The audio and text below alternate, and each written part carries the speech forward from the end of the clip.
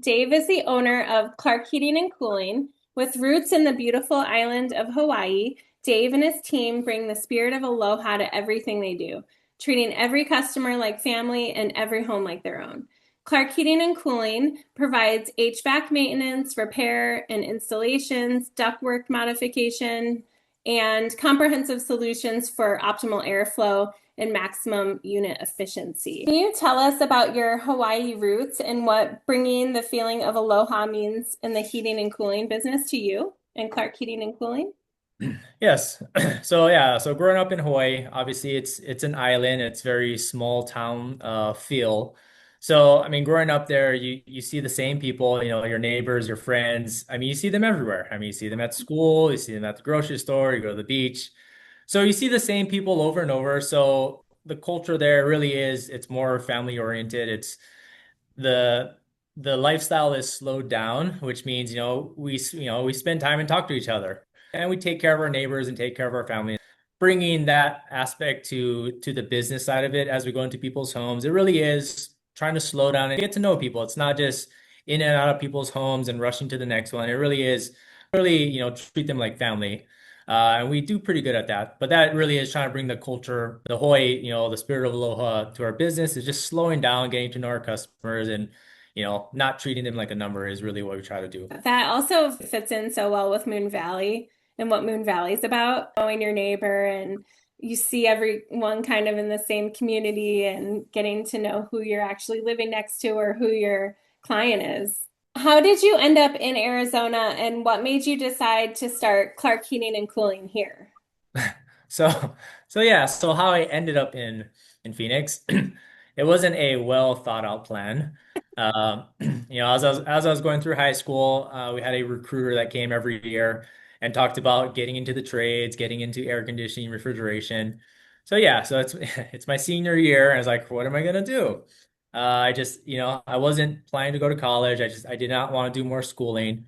And I grew up kind of in the construction industry. I was always outside working on things, mechanical side. So I thought this would be a good trade to get into. So yeah, 3 weeks after high school, I moved from Hawaii, moved up here, started the program at UTI, went through that course. And even my plan to go through the course, my plan was to move back home right afterwards. But as I was going through the course, the instructors were saying it'd be wise to stick around a year or two, get some experience up here, and then move back.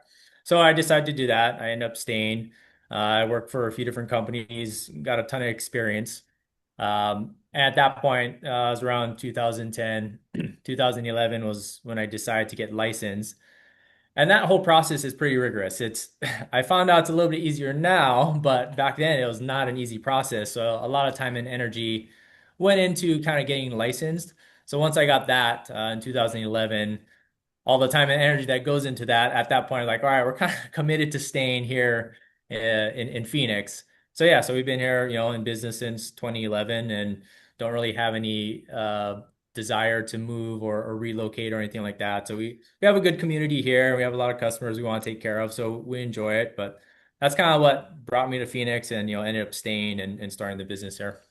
Amazing. I know several people who hire you, Clark Heating and Cooling, and they just rave about your company and you. You've earned over 400 five-star reviews. Congratulations. That's huge. Thanks.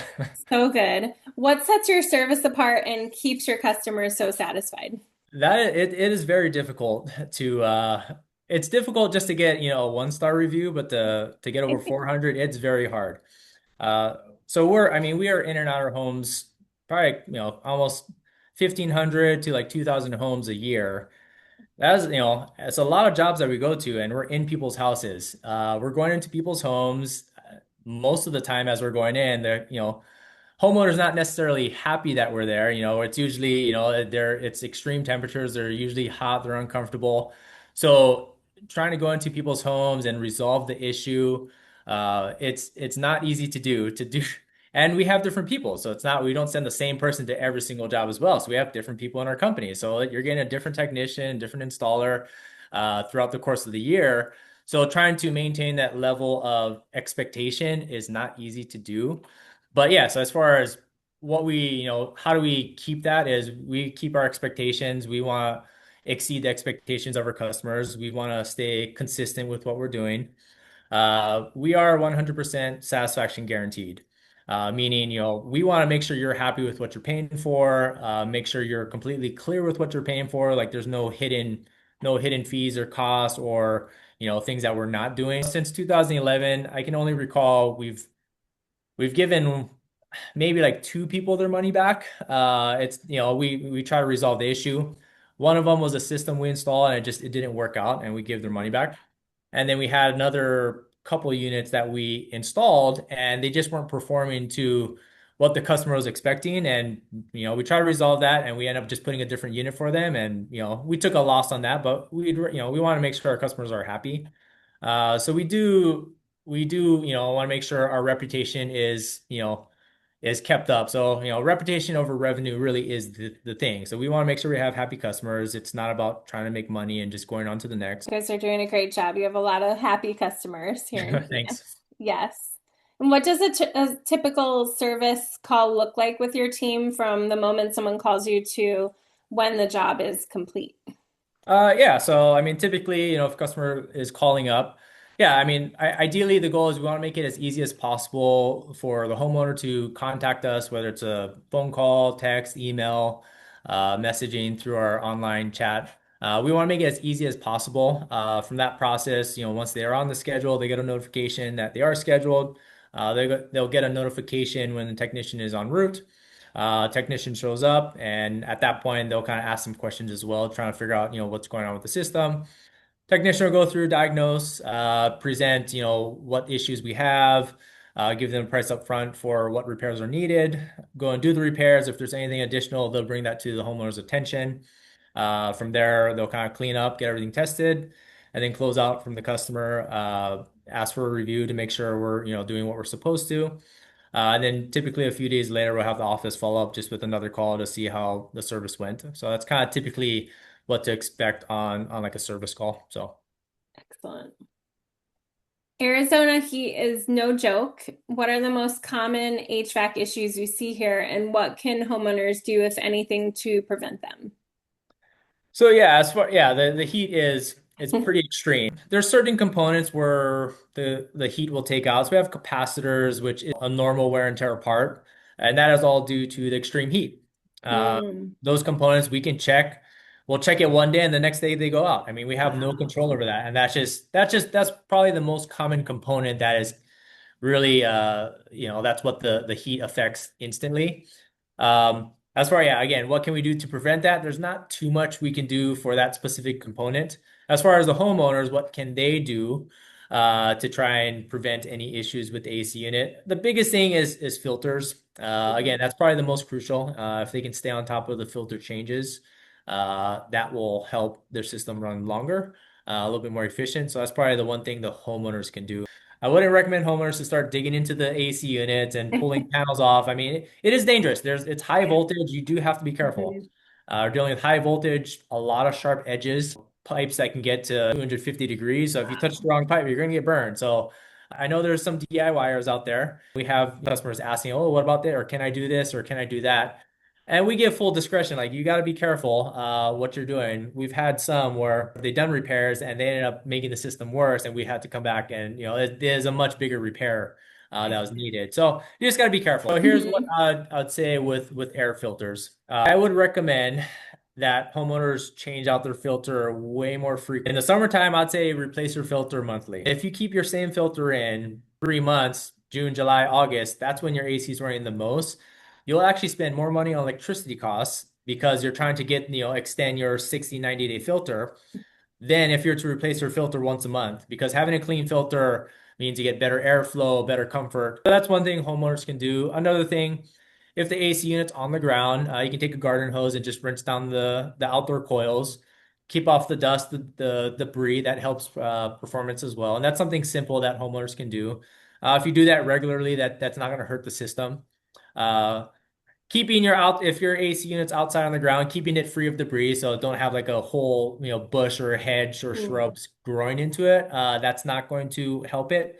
And then also if stuff falls into it as it's running, that might destroy other components. if homeowners hear strange noises, I would probably give us a call because they're usually like a strange noise, like precursor to something bigger. So if it's just something that's out of balance, maybe we can fix that before it does more damage. Everything you're saying, I'm thinking he must have seen like a bush growing into a HVAC and some crazy things Yes, on we do job see that sites. stuff. How do people know when it's time to repair versus replace their HVAC system, and what factors should they consider? For Phoenix, because the temperatures are so extreme here and our main usage is the air conditioner in the summertime. So Mhm. your typical lifespan of the AC is anywhere from 10 to 15 years. There's a lot of determining factors on that. I mean, if it is properly installed, maybe we get closer to the 15-year mark. If it's properly maintained, you'll get a longer lifespan out of that. But as you get closer to that, 10 to 15-year mark, depending what type of repairs are needed, if they're major repairs, including any type of like refrigerant repairs, it's very high risk to do those repairs. So at that age of the system, you might want to start looking into replacing the system. If it's electrical components, those are things where they're not high risk and you might be able to do the electrical repairs and still keep the system going just because they're not high risk repairs. And then again, if you're planning to be in that home another 5, 10 years, maybe it might be good to look at, the more efficient systems because you actually will be saving money on electricity costs. So that's something to factor in as well. So it kind of just depends what your scenario is, as you get to an older AC system. Are you planning to be in the home? Are you leaving? What type of repairs? These are all factors to consider as the system gets older. As we head into winter, what's one thing that you'd recommend every homeowner check or do right now to keep their system running smoothly? Turn your heater on now. Don't wait, when it's 35 degrees, 40 degrees out, and then you turn it on for the first time like everybody else. Yeah. And if there's a problem, then everyone's calling all at the same time. So I highly recommend right now where it's pretty mild, let it run a day, just make sure everything works. At that time, if it's not, then again, now's a perfect time to call us to get it fixed. Typically, what happens is for Phoenix, we get like a cold snap and calls all come in at the same day. So that's why I said, now would be a great time to, turn the heater on. That way, you can kind of balance out, getting heaters taken care of. That's a great idea. I'm going to do that today. Thank you for being here and for answering these questions. Yeah, you're welcome.